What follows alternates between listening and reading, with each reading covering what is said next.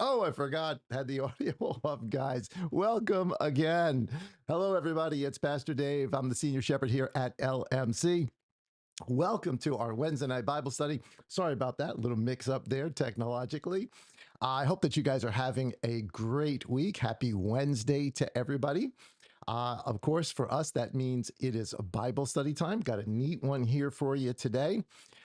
Before we get into that and jump into this, I just want to remind everybody to please certainly keep in prayer all of those people in Jamaica, the entire island. The devastation there was just incredible. Watching some of the videos today, those people are really, really got hit hard. So certainly pray for that island. Um, Thankfully, it doesn't look like it. It's going to hit the United States. At least I certainly hope not. But boy, it really, really walloped Jamaica. So definitely pray for them and all of our brethren that are there on the island as well. Okay. So Wednesday night Bible study. This is actually going to be sort of a part two of what we started last week. We started talking about the nature of Elohim, and the title for tonight. Excuse me, guys. The title for tonight is "In Our Image." In our image. So you can think of it almost like a part two as to what we started last week. These two studies will certainly go together. Hopefully, it'll make draw a much clearer picture of who Elohim actually is. What does it mean when we say Elohim? Of course, in English we say God, but even that word in the English doesn't really define the whole picture of who Elohim is. So for today, in our image. If this is the first time that you're joining us, please give us a thumbs up. If you enjoy the message, make sure you hit that bell so you're notified each time that we go live. Certainly give us a shout out in the chat. We would appreciate that. Let us know where you might be watching from. If you are encouraged by our studies, if you learn something about our studies and you want to support our ministry, you can download the LMC app. You can go to Google Play Store or your App Store, download it for free. It's the LM blue and white logo. And you'll be connected with all the stuff that we do, our entire app, all the studies we've got, all the videos, the chat rooms that we have in there. And of course, there is a way to donate as well to sow into our ministry. And if you do, we would certainly appreciate it. All right, all the commercials are out of the way. Let's jump into this thing with a word of prayer. Father, give us eyes to see, ears to hear, and hearts that are willing to obey. In the Master's name, amen. Okay, so here we go. Let me just grab something here.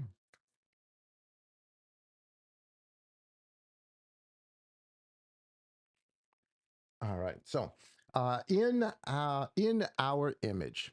So the notes, unfortunately, guys, I don't have them up on the description box. We'll have them up a little bit later. So you're just gonna have to follow me along the actual on the actual app here. Give me just a second to get to the right screen. And as I do,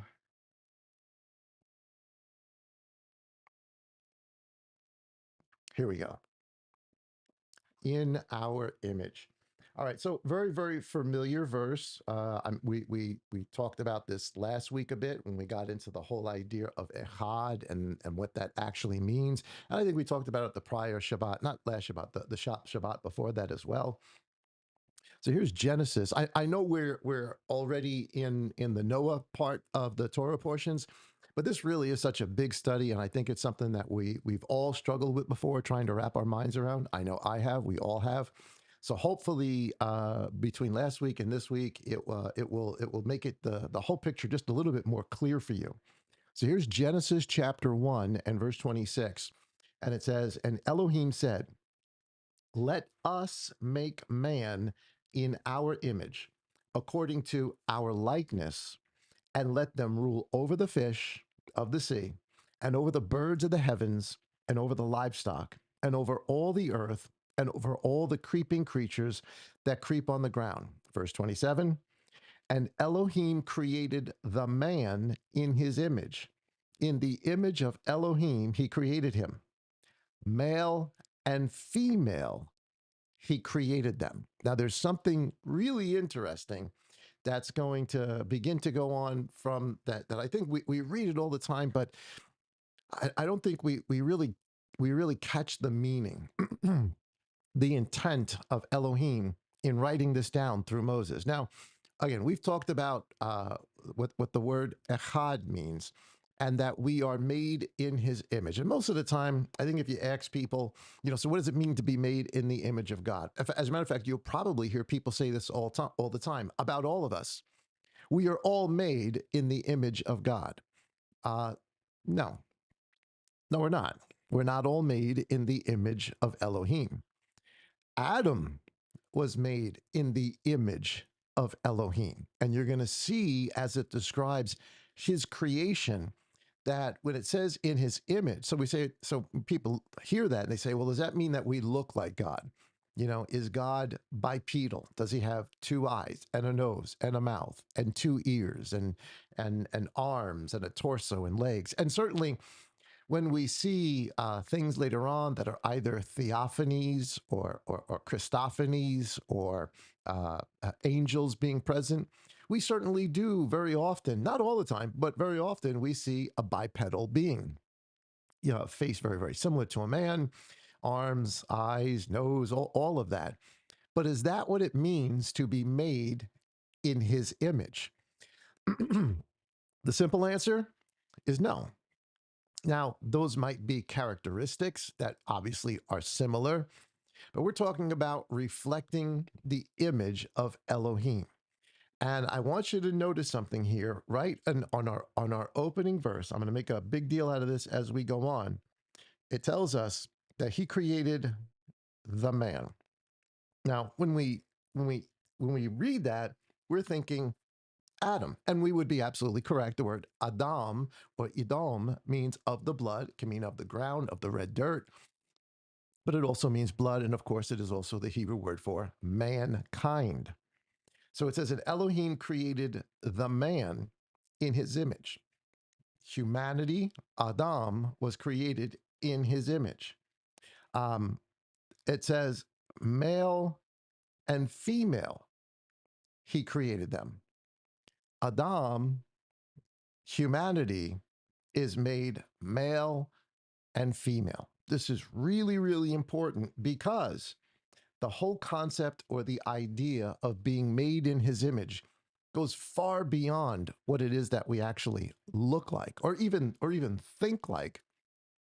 He's giving us a clue in the creation of man about the actual nature of Elohim himself that we could understand through the story of the creation of man. We talked about the Fourier transfer last week, how you can change one set of data into a different set of data to understand the problem more clearly that's in the first data, but it helps you understand the first data even more when you look at it from a different perspective. And the creation of man and marriage, we talked about marriage last time, is definitely one of those points where the data is changed from one thing to another to help us understand. To help us understand what? The nature of Elohim, who our God is. And for all that Yah has put out there to help us understand, we've all terribly misunderstood. We've all made mistakes throughout all of history, throughout all of the Hebrew history. We've all made mistakes in trying to understand who he is. And it really isn't until Messiah comes and makes things very, very clear for us as to who he is that all of this begins to make sense for us. So here is our second slide for today. We've already talked about the language of creation. Here is chapter 1, verse 1. In the beginning, Elohim created the heavens and the earth. All right, we get that. We know it's Elohim. We know Elohim is connected to Echad. But I want you to listen to this. Every time there is a creative act, as you read it through the book of Genesis, it says, and Elohim said. So in the beginning, Elohim's the one that's doing the creating. And every time there's a creative act, Elohim said. For instance, verse 3, Elohim said, let light come to be. And light came to be, right? And it goes on from there into each one of the 7 days of creation. Here's another one. And notice, and Elohim said, let the expanse come to be in the midst of the waters. He divides the waters from the waters. And then, verse 9, and Elohim said, let the waters under the heavens be gathered. So each creative act, and I didn't want to put all of them down there just for time's sake for tonight. As you read through Genesis 1, each creative act starts off with, and Elohim said. So Elohim created the heavens and the earth. Elohim said, and thus it was. Elohim said, and thus it was. Elohim said, and thus it was. Until you get to the creation of humanity. And I want you to notice the difference in the language from everything that comes before it. Now in verse 6, it says, and Elohim said, not just let light be, not just let the waters under the heavens, not these simple, and of course they're not simple, we're talking about creation, but not these bold statements that let such and such be. Now the language changes. It's not just that Elohim said, now we get a window into it because it says, let us, let us. And of course, we talked about this before. That is plural, meaning at least two, if not more than that. Of course, now we understand it as there's the spirit of Elohim, there's the son of Elohim, and there is the father of Elohim, but it's plural. So this is a very, very different part of the creative work or the reading that we get in chapter 1, where it's just these declarative statements that Elohim said, and thus it was. To now it goes to, yeah, Elohim said, but now it tells us what he said. Let us. The us, of course, he's referring to is the Elohim. Now, if you go to, if you read, some of the rabbis on this, of course, what they're saying is the reason that there is the us there, the reason that all of a sudden it's become plural is because now he's referring to the angels. And when you read the book of Jubilees, which is called the mini creation story, it goes right over the story again, over each day and what things happen. You learn in the book of Jubilees that it is on the first day that the angels are created. The problem with that idea from the rabbis is before their creation, it tells us in the beginning, Elohim. So before there are any angels, Elohim said, Elohim said, Elohim said. It's the way the rabbis would explain it is, well, the angels are there as a sort of they're just watching all of this. They're seeing creation come into play, and so he's sort of including them in the overall voice. Except angels aren't part of the creative act. Nowhere does it ever tell us angels are part of the creative act. The only thing it tells us, as it tells us in every other creative act, is that Elohim said. So, I mean, you could, run with this and say, well, then that means that Adam, at least, was created in the image of not just Elohim, but he's created in the image of angels. And of course, there is nothing else that supports that idea. But that would be the idea of many rabbis in the past and all the way up to today.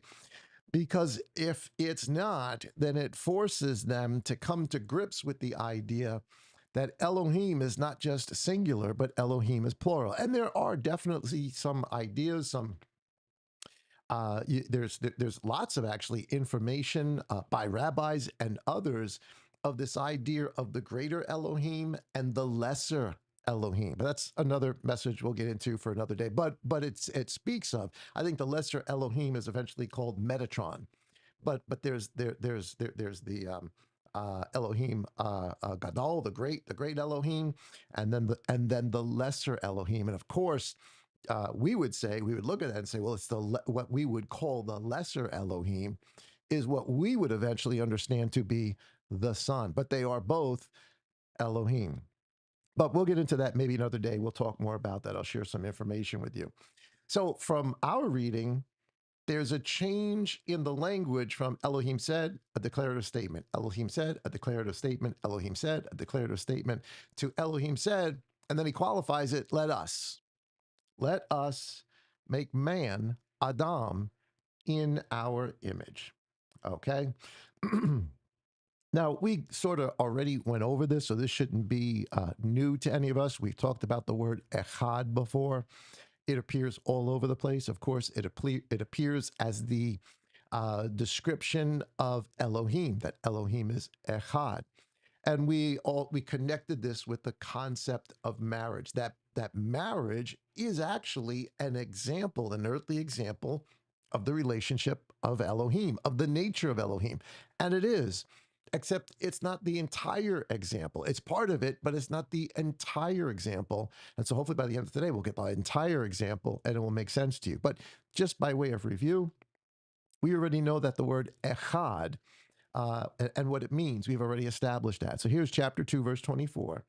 When he does create Adam, when there is both male and female standing before him, it says, "For this cause shall a man leave his father and mother and cleave to his wife." And here it is, "and they shall become one echad flesh." And of course, that word echad does mean one, but even though it means one, it does not exclude plurality. What it's telling us is the man and the woman, these two individuals, are now one couple.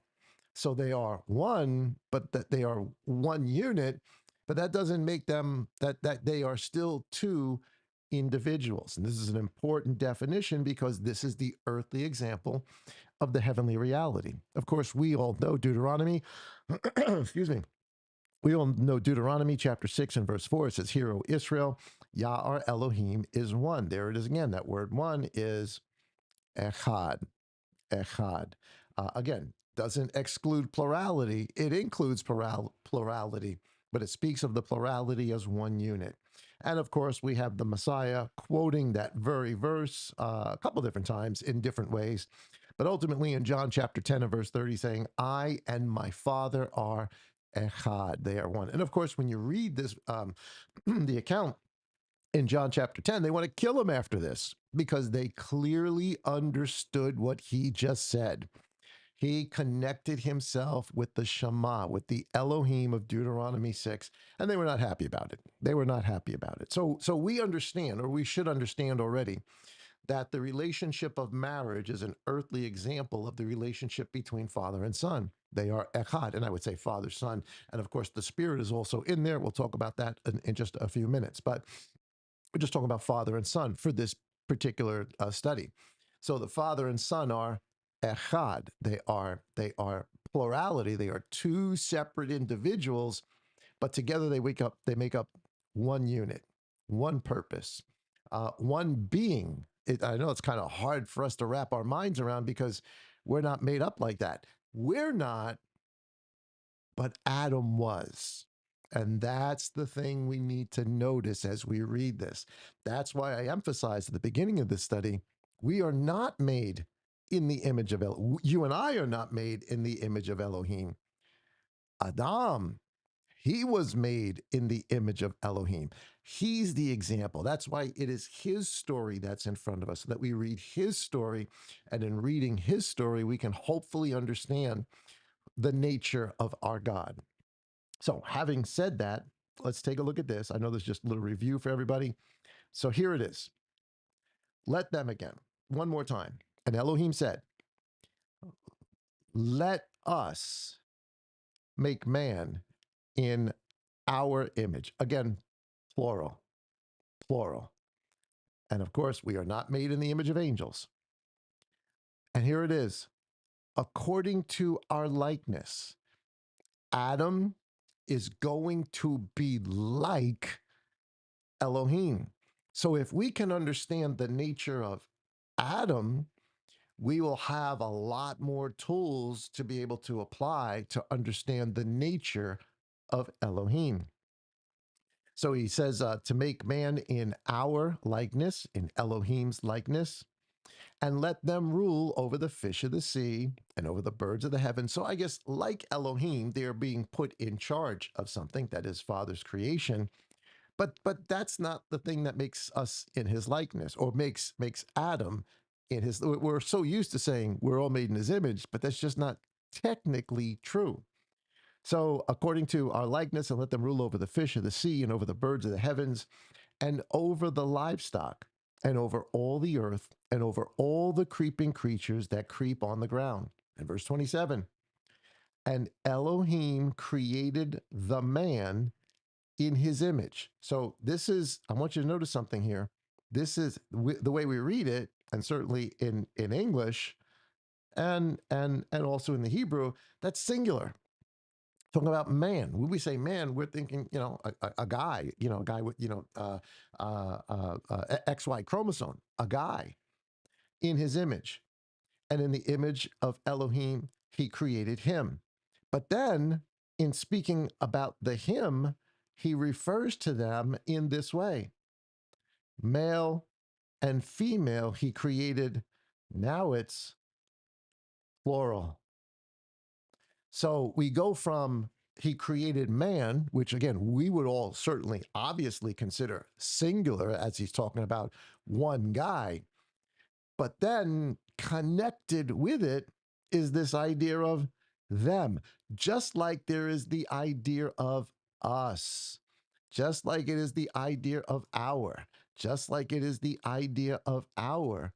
You have you have man, like there is the word Elohim, because we're thinking just one God. That's the way we're taught. But yet, as you begin to explain them, then all of a sudden we get the them, we get the plurality mixed in with the singular. So which is it?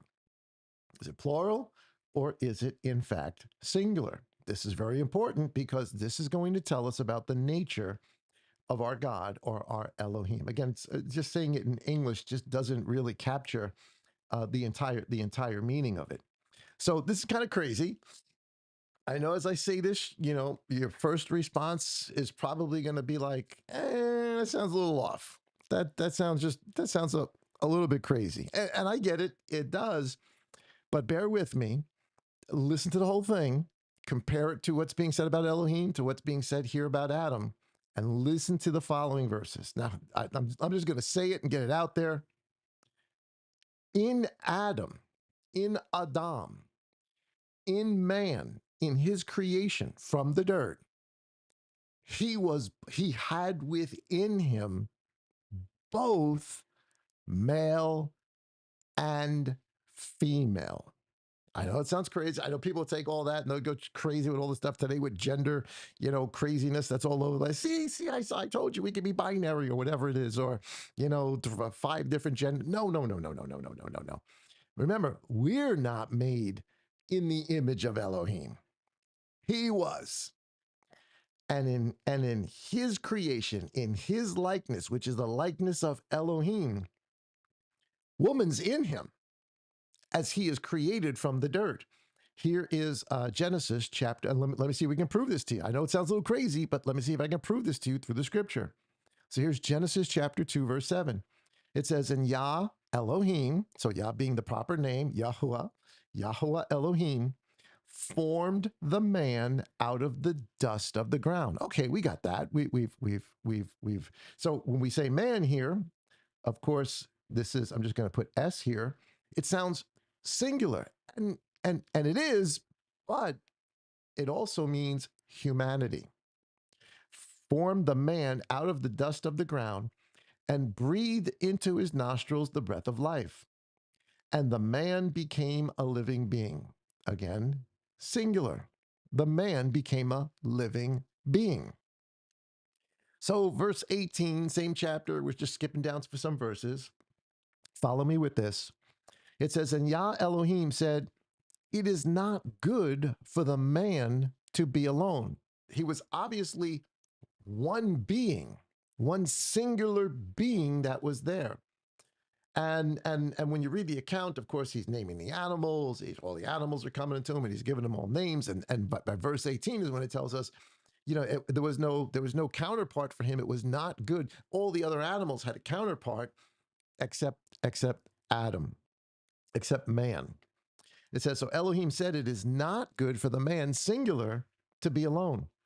I am going to make a helper for him as his counterpart, comparable to him, just like him." And we're going to find out that's exactly who Eve is. She is of Adam. She is literally from within Adam. So you can make the case that in the creation of Adam, there was both male and female within him. There was both man and woman within him. Two that are two individuals, two separate individuals that are going to be separated, two distinct separate individuals in one body. I know it sounds crazy, but let's read this out. It says, and from the ground, Yah Elohim formed every beast of the field and every bird of the heavens, and brought them to the man to see what he would call them. Now, I want you to notice something. Everything in creation that was made, every living thing, all came from the ground, just like Adam, just like man came from the ground, just like Adam came from the ground. Everything came from the ground. And so Adam is not created in the Garden of Eden. He's created outside of the Garden of Eden. And he is taken and he is put into the Garden of Eden. So he's made of the ground outside, as is, according to verse 18, every other thing, every bird, every beast, wildebeest, cow, deer. I mean, you just go through the whole list. Everything was made from the ground, from the dirt. All right. So he finds that there is that Adam, it's not good for him to be alone. All the other animals have a counterpart. It's necessary for Adam to have a counterpart too. So logically, we would say, well, so what is if Adam was not made in his image, then what Yah could do is he could just go right back to the ground. And out of the ground, he could form a helpmate. More than likely, exactly how he did it for the birds and the fish and everything else that was there. Out of the ground, he made male and female of them. But that's not what he did with Adam, because Adam is made in his image. So here's verse 21, same chapter. It says, so Yahweh Elohim caused a deep sleep to fall on the man, and he slept.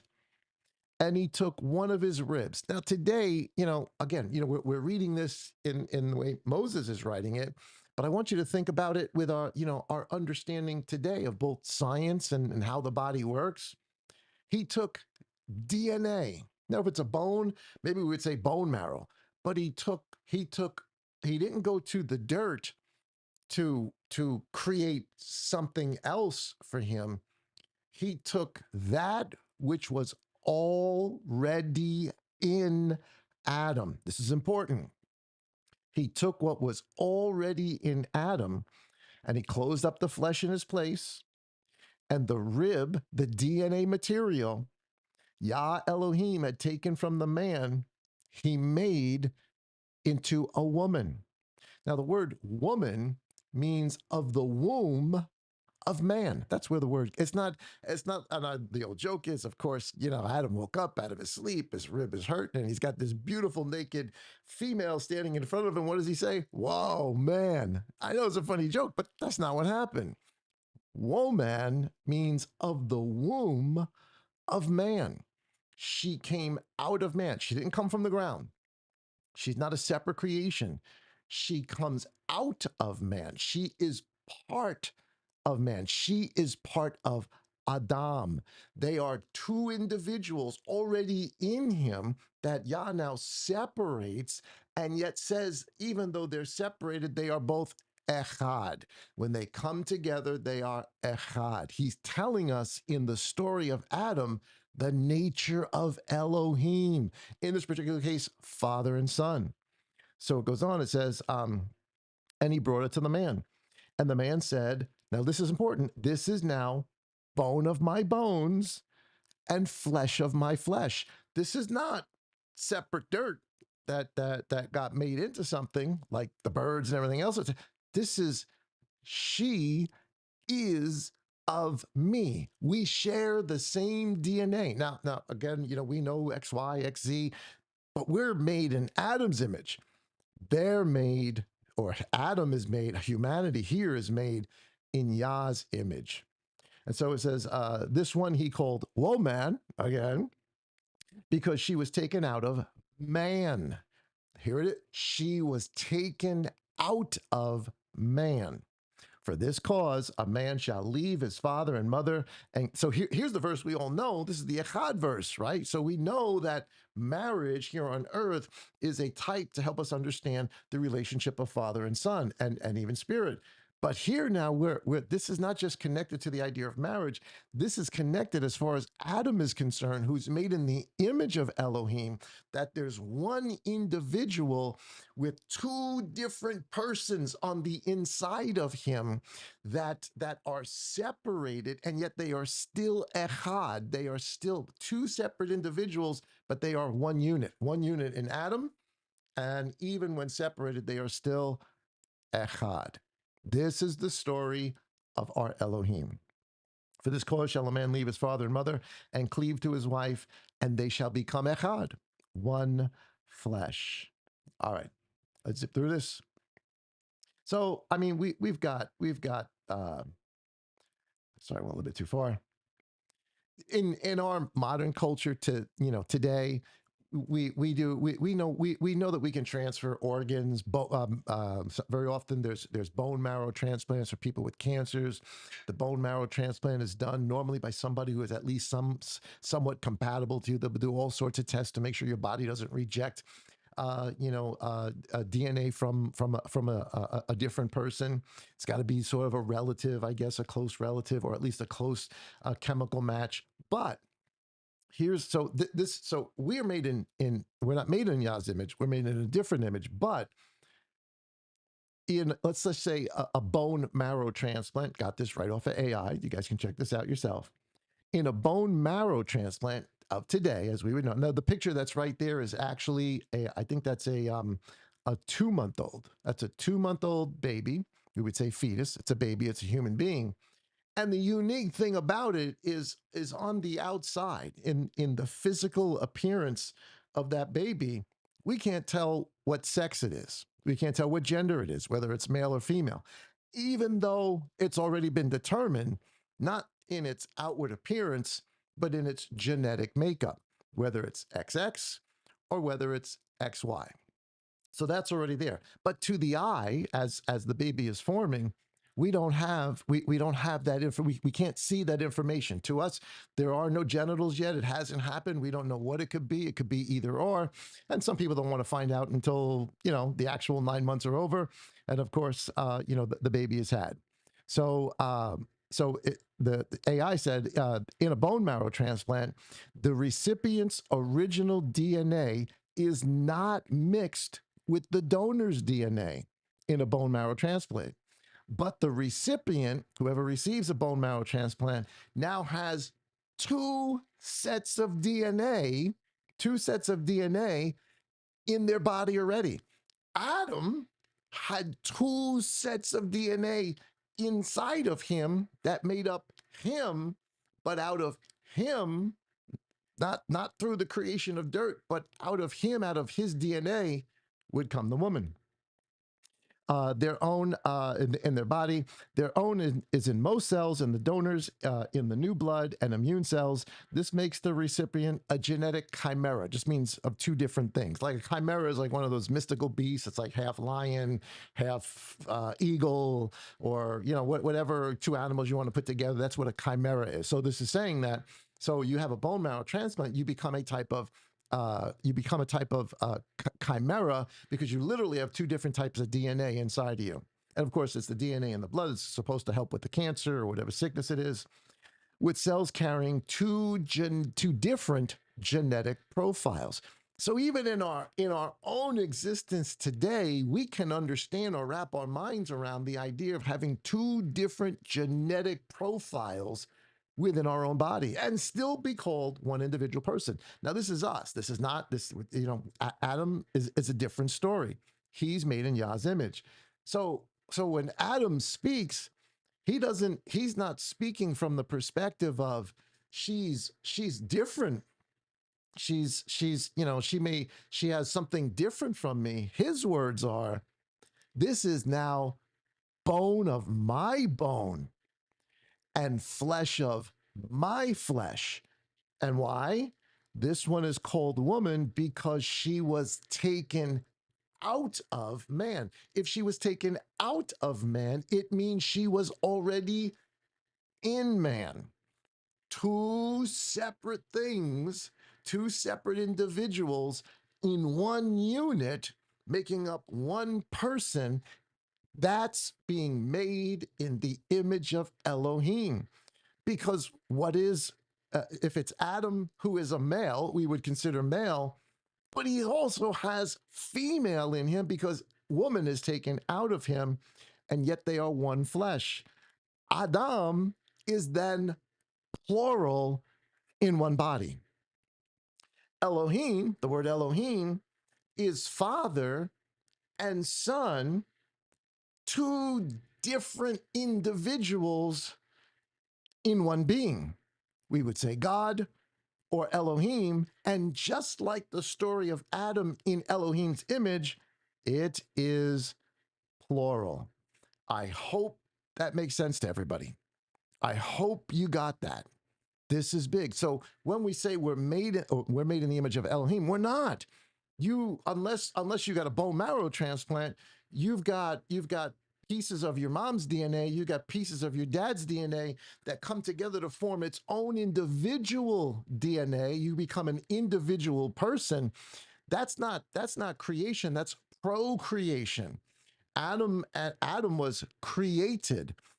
Eve was taken out of that which was already created in Adam to become who she is, this helpmate that is comparable to him.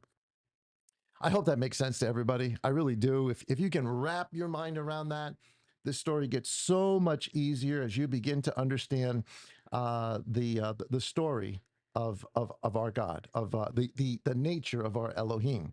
So just real quick, so the difference between creation and procreation. This is the difference between being made in Yah's image and in Yahweh's image, or being made in another image. So here's chapter 5 of the book of Genesis. And I want you to notice this. Here's this is the summary that comes later, but it has the same language that the first, 3-4 chapters had. It says, "This is the book of the genealogy of Adam in the day that Elohim created man. He made him," that him in English we would say is singular. He made a singular being in the likeness of Elohim, who is also a singular being. And he blessed them and called their, look at that, look what the word is. It's there. There's not individual, there is plural. This one individual entity is now called, he calls their name. Let me underline this here. He calls their name. What did he call them? What did he call the both of them? Adam. In the day they were created. Adam was created from the dirt. Woman came out of Adam. Can you see both there? There's singular and there's plural.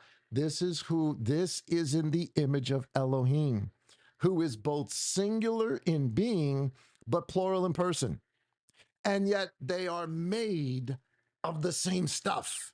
They are the same, for lack of a better term, because I don't know what other, term to use for this, because even our vocabulary in this is limited. They're the same DNA. They're the same individual, right? But one is going to be greater than the other because that's just the hierarchy of things. We went over that last week. So here it says they're made in the image and the likeness of Elohim. Their story tells us the story of Elohim. So here's the same chapter, the very next verse, verse 3, it says, "And Adam, man," now when we say Adam, we're talking about that one guy, but here don't forget we're also talking about them. There. "And Adam lived 130 years and brought forth a son in his own likeness." See, that's different than being brought forth in Elohim's like. It doesn't say that Adam, that when it says Adam, Adam and Eve, because they're both the same age. They got to be both the same age or very, very close to it. It doesn't tell us like years went by before the woman is created.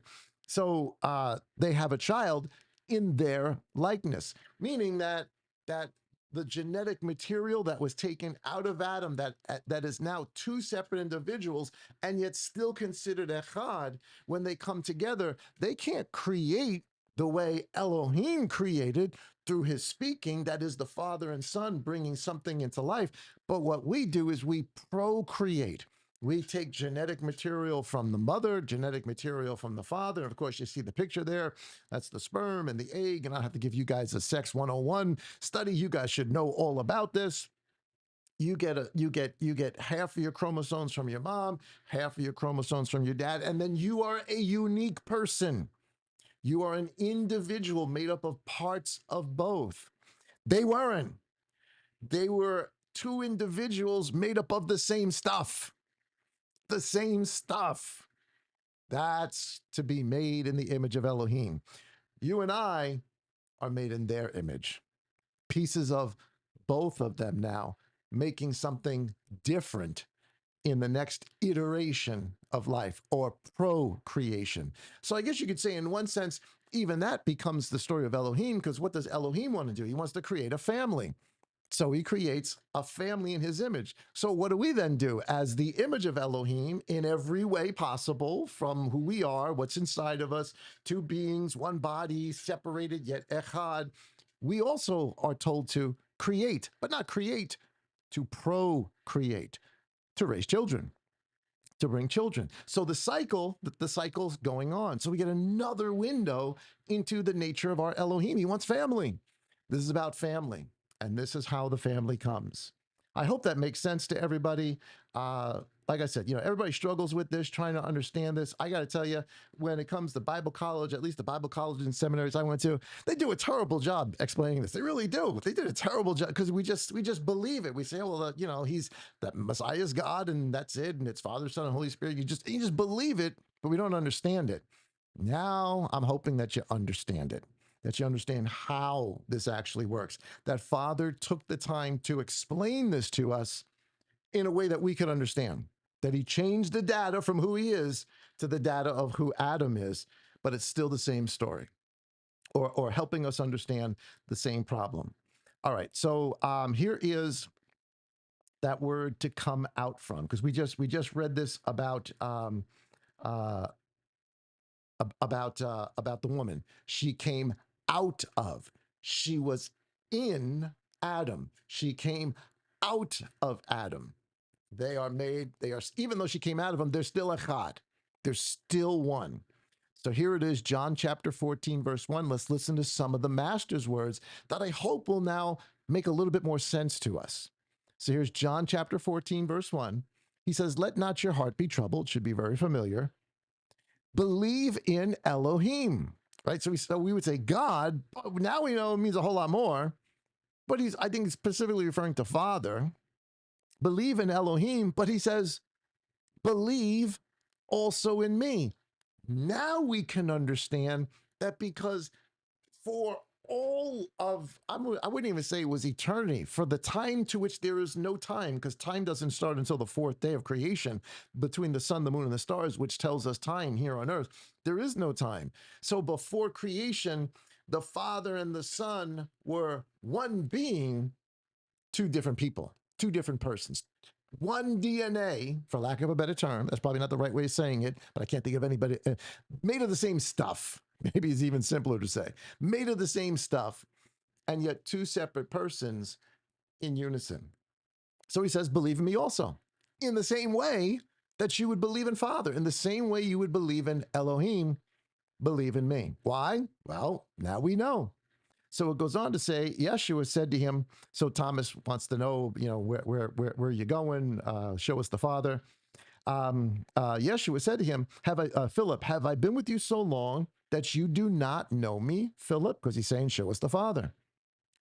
He who has seen me has seen the Father. Why? Because they're made up of the same stuff. If you saw the woman in the garden, she is made up of the same stuff that Adam is. If you looked at the woman and the man, the male and the female, they would collectively be called Adam. They together are Adam. They were Adam in this one body. They were Adam when she came out of him. They were always Adam. And that's what he's telling them. He says, if you've seen me, you've seen the Father. The same stuff that's in the Father is the same stuff, or DNA, for lack of a better term, that's in me. He says, how do you say, show us the Father? Do you not believe that, here it is, I am in the Father and the Father in me? The words that I speak to you, I do not speak from myself, but the Father who stays in me, that relationship. So, how could the Father be in him? He's the same stuff as the Father. He may be human form here, but he's still the same stuff. That's why he's saying, if you've seen me, if you've seen the character, seen how I speak, seen the way I teach, that's the Father speaking to you. That's his, again, it's not the right term. I just can't think of any other term that more accurately in our minds depicts the correct phraseology here, except DNA. We share the same DNA. Believe that I am in the Father and the Father in me. Otherwise, believe me for the works. If you can't wrap your mind around this, listen, if you can't wrap your mind around this, that we are the same thing. We are the same stuff. But we made two different individuals. Again, this is hard to wrap our minds around, but we're the same stuff. Here's John chapter 16, verse 27. The Master says, for the Father himself does love you, because you've loved me and have believed that I came forth, I came out of, in the same way as we read in Genesis, the woman comes out of Adam. Messiah has now come out of Father. They're still echad, they're still of the same stuff, but he's come out of Father to be with us, to show us who he is, to reveal to us what this whole thing was all about. So he says, for the Father himself does love you, because you have loved me and have believed that I came forth from Elohim. I came forth from the Father and have come into the world. Again, I'm going to leave the world and I'm going to go back to the Father. This is Genesis 2, 3, all the way up to 5, that the woman came out of. We're not saying that Messiah is like the woman, that Messiah is the woman. That's just Father telling us in an earthly example of the relationship, the nature of our eternal Elohim. Same composition. Oh, I like that, Joanne. Of course, the teacher's going to come up with a better word than I can. Yes, the same composition. I like that. Very, very good. I'm going to use that now. All right. So they're the same composition, the same stuff. All right. So John chapter 15, verse 26. So it's not, so we know this with the Father and Son. That's how we've been speaking about this. But he uses the same terms for the Holy Spirit, who we obviously see in Genesis 1:1 in the beginning.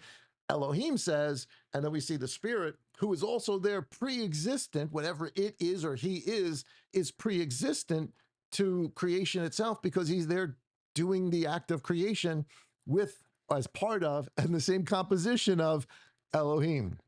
See, I used it. So here we go.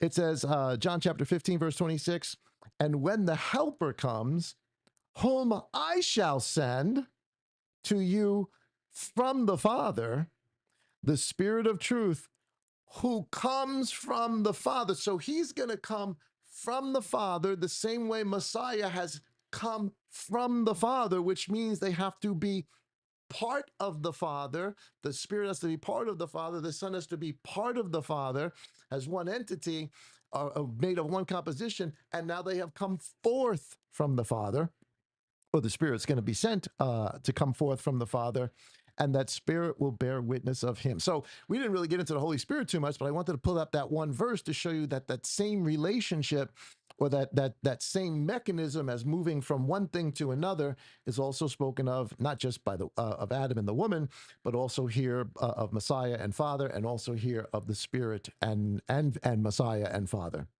So here's Philippians chapter 2. I think it's verse 5. So it says, for let this mind be in you. I want you to think this way, he's saying. I want you to have the same sort of thinking in your mind the way Messiah thought. Messiah Yeshua, who being in the form, I don't even know if that's really a good way of saying it, because I like Joanna's way of saying it, who being of the same composition, the same DNA, the same material of Elohim.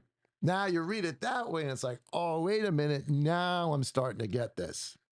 Who being in the form of Elohim did not regard equality with Elohim something to be grasped. He didn't hold on to that. It wasn't like, no, no, no, no, no, no. Don't send me out. Don't make me come forth from you. He didn't do that. He wanted to come forth to please the Father, but to also do the thing that they were both echad in unity of.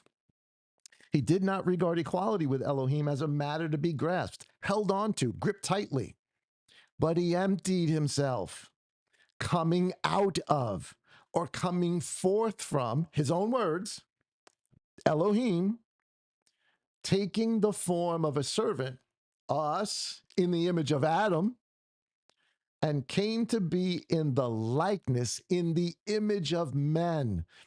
See, the men of this day and the men of our day were not in the image of Elohim. Because if he came in the image of men and all men are in the image of Elohim, then he came in the image of himself.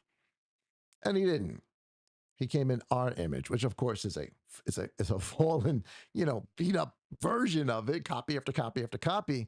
But even from the time of Adam on, it just wasn't the same because only the story of Adam fits this pattern. And of course, the woman. Taken the form of a servant and came to be in the likeness of men.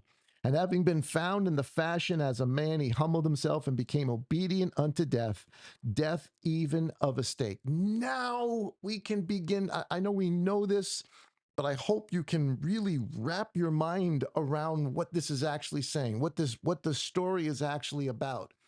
That the creator, the very entity that is a single entity, a God, Elohim, made up of persons, all sharing the same composition, and yet individuals, that one came out of that unit, just like the woman does, in order to restore us, to die like us, to suffer as we suffered, to draw us back to that relationship with Elohim so that we could also be echad with him. All of a sudden, you understand the story in that context, and it's like, wow, this is brilliant. This is marvelous, a marvelous, marvelous story. So, last couple of verses here. Multiple persons, one being. Multiple persons, one being, Elohim. Here's Colossians chapter 1, verse 14, which I hope will now make more sense. It says, in whom we have redemption, meaning Messiah, through his blood, the forgiveness of sins, who is the likeness of the invisible Elohim. By likeness, it means it is the thing we can see that is of the same composition as the invisible Elohim, who is the firstborn of all creation. He's the first one of us to be born again, or I guess to restore us to the way we were supposed to be in the first place. That is to be born again. Of course, he's the first one born from the dead as well. That doesn't mean that. So it doesn't mean that at some point he didn't exist and Father just birthed him out, because it tells us he was there. He spoke things into creation. He was already there, but he hadn't yet come out of Father. Coming out of Father makes him the firstborn. Coming out of Father makes him the only begotten to do the will, just like the woman would be coming out of Adam. Verse 16. Because in him we're created all that are in that. So here it is. Because in him we're created all that are in the heavens and that are on the earth. So he's not a created being, but he was there to create all things, visible and invisible, whether thrones or rulerships or principalities or authorities. Everything has been created through him and for him. And he is before all, and in him all is held together. And he is the head of the body, the assembly, who is the beginning, the firstborn from the dead. Of course, Messiah is, that he might become the one who is first in all. And then in the next chapter of Colossians, it says, and not according to Messiah, because in him dwells all the completeness, all the, what was the word that, all the composition. In him dwells all the composition, all the DNA, all the stuff of Elohim bodily. Just like Eve, who came out of Adam. That makes Adam and the made in the image of Elohim. And that's why they say, let us make man in our image. I hope you guys enjoyed that for tonight. Again, this is part 2 of what we talked about last week. So now we got the marriage end of it, the echad end of it. Now we have the part of it, the composition end of it, that happens even before the marital end of it. All of it put together helps to provide the story, the understanding that we need to have about the nature of our Elohim. Again, our Hebrew brethren, they missed this. They didn't get it. They looked at Elohim as though it's singular. It does not negate plurality. It be a single group is echad. They missed it. They didn't see it. Not all, obviously. Many did. The Essenes did. The Zadok priests did. The followers of Messiah, both of the Pharisees and Jews, when they left them and came to them, they began to believe it, began to understand it. But I got to admit, it's a tough thing to wrap your mind around. It really is. And yet, in the actual account, he explains it to us. If we take our time and we've got eyes to see, ears to hear, and then once we do, a heart to obey. And once you see it here, you're going to see it mentioned everywhere. Because once your eyes are opened up to something like this, you're just going to see it over and over and over and over and over again. Well, guys, thank you so much for hanging out with me tonight. I sincerely hope that you guys enjoyed that. Let me pop this up here. There we go. Don't forget to join us this Friday night. Brother Max and I have a neat conversation. We're going to get into a little bit of stuff on Islam and kind of what's going on. So it's going to be an interesting conversation and its relationship to both prophecy and where we are today and sort of some crazy things that are happening all over the world, which I'm sure you guys are all watching. We're watching it even happen here in New York with this mayoral race that's coming up. We're seeing the effects of Islam even in our own culture right here. But this is happening all over the world. So we're going to get into that a little bit on this Friday night. We asked you to join us for the conversation, be part of it, join us in the chat. I got questions and stuff, comments, certainly put them out. Don't forget to give us a thumbs up right now. Take just 2 seconds, guys. Hit that thumbs up button. If you're watching this an hour later, stop right now. Hit that thumbs up button. Let's get a whole bunch of thumbs up so that we can get this out to more people. Guys, in the meantime, we'll see you tomorrow morning for our morning manna. Have an awesome, awesome rest of the evening, guys. Peace, everybody. Shalom.